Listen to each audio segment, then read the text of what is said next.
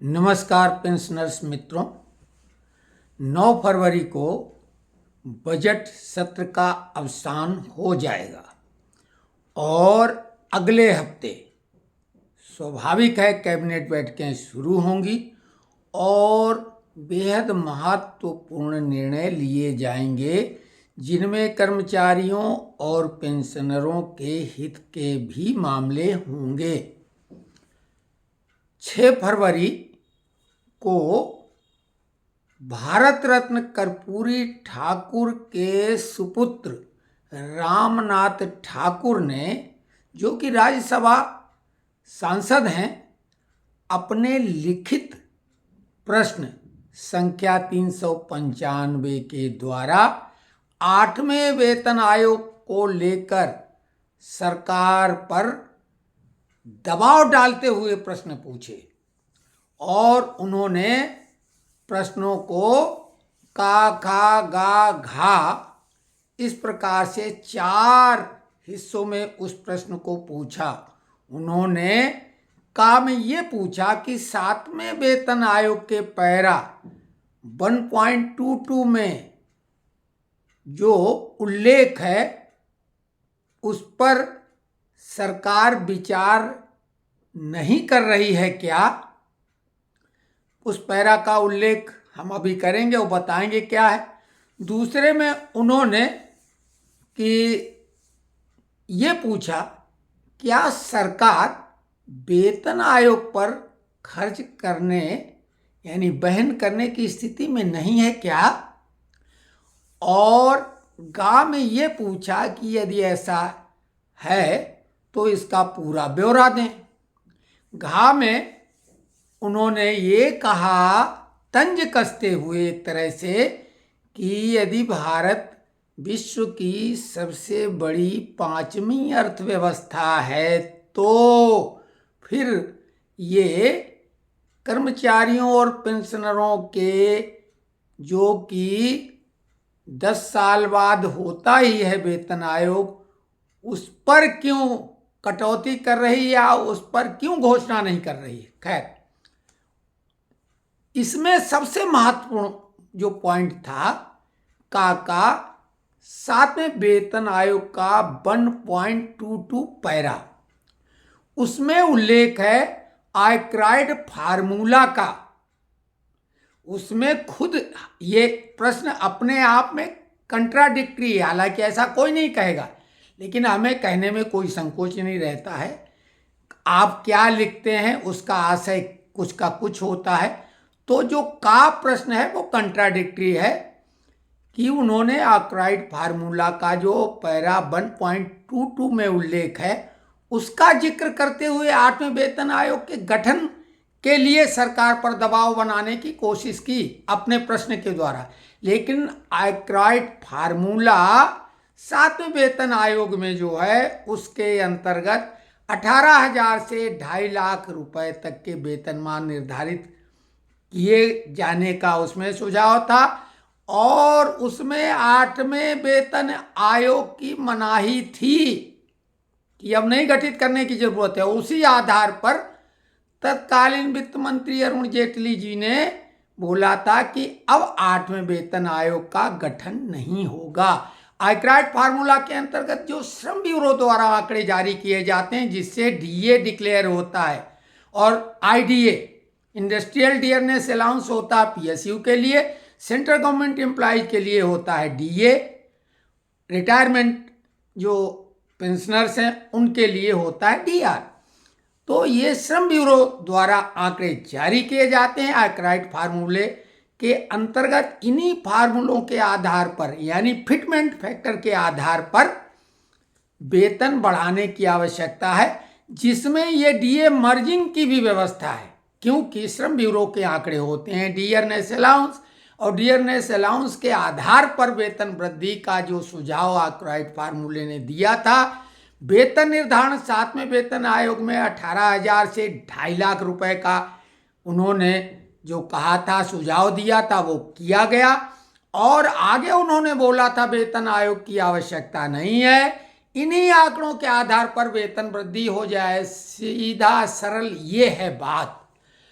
अब पंकज चौधरी जो कि वित्त राज्य मंत्री हैं, उन्होंने इसके जवाब 2 पॉइंटों में दे दिए। पहले उन्होंने कहा में बोला कि 7वें वेतन आयोग के आधार में जो भी संशोधन का विचार किया गया था उस पर अभी कोई ऐसी चर्चा हमारे उसमें नहीं है, और बाकी पॉइंटों को उन्होंने बोला कि अभी ऐसा कोई प्रस्ताव नहीं है।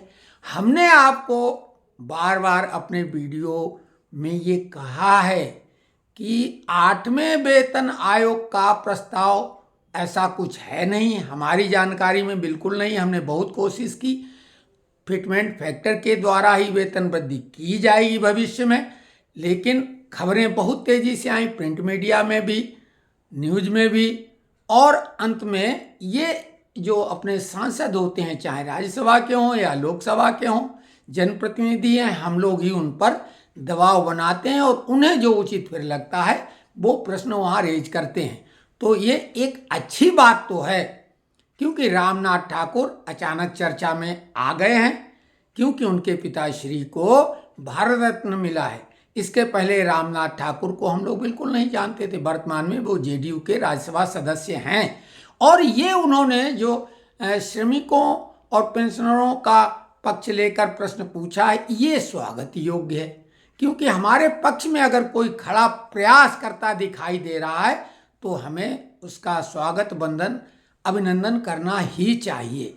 लेकिन हमने आपको कहा था कि 8वें वेतन आयोग का गठन होना हमारे हिसाब से तो संभव नहीं है, और वैसा ही कुछ नजर आया। अब बात आती है डीए मर्जिंग की, तो डीए मर्जिंग के लिए हमने आपको बोला कि उसके द्वारा भत्ते बढ़ेंगे, और ये आर्कराइट फार्मूले के द्वारा ही बताया गया था।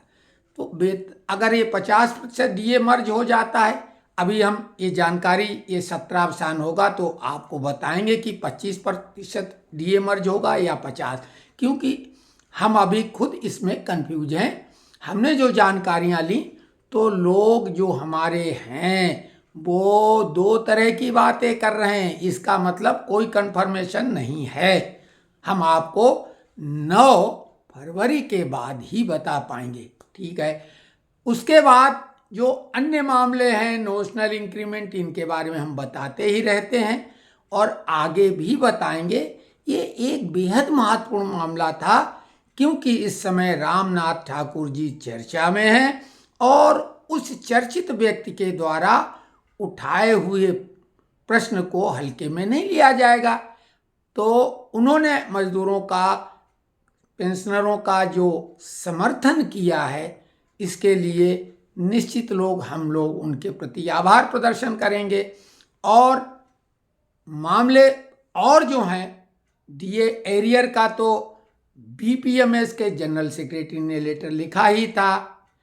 पेंशन वृद्धि के लिए अभी किसी ने ऐसा कोई दबाव बनाया नहीं है।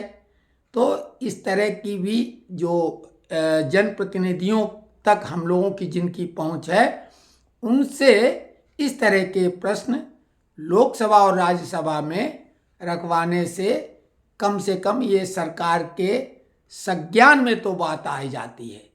फिक्स मेडिकल अलाउंस जो बेहद महत्वपूर्ण है, उसके बारे में लोगों ने कमेंट्स बॉक्स में भी अपनी चिंता व्यक्त की। स्वाभाविक है, बहुत आवश्यक है।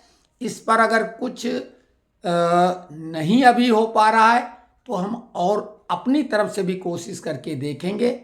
लेकिन इसमें श्रमिक संगठनों को चाहिए कि भाई वो उन्हें भी आगे सेवानिवृत्त होना है।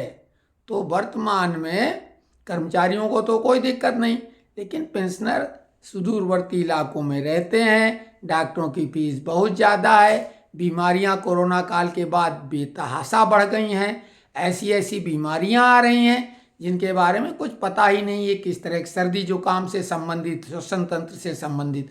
तो आपको एक चीज़ बता दें कि अभी जो बहुत महत्वपूर्ण चीज़ बताने जा रहे हैं, हालांकि प्रारंभ में बताना चाहिए तो यहाँ तक कई लोग वीडियो देख ही नहीं रहे होंगे, लेकिन जो लोग देख रहे हैं वो अपने पास पड़ोस इष्ट मित्रों से भी साझा करें। जो इस समय एक अजीबोगरीब तरह की खांसी आ रही, जिसमें बलगम बन रहा है और इस खांसी में सिरप और कोई दवाएं उतना प्रभावी नहीं है। इसके लिए एक बेहद सरल उपाय है। अदरक जो है, थोड़ी पकी हुई अदरक लें। अदरक एक कच्ची रहती है और ये थोड़ी मोटी और उसके ऊपर छिलका पूरी तरह से होता है। तो उस अदरक को, जो कि थोड़ा तगड़ी है यानी पक गई है, उसका छिलका हटा दें।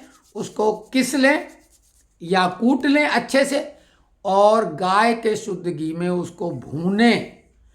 शहद के साथ उसको दिन में 2-3 बार, लगभग छोटे चम्मच भर अदरक और शहद अपने स्वादानुसार अच्छे से मिला लें ताकि चरपरापन कम लगे।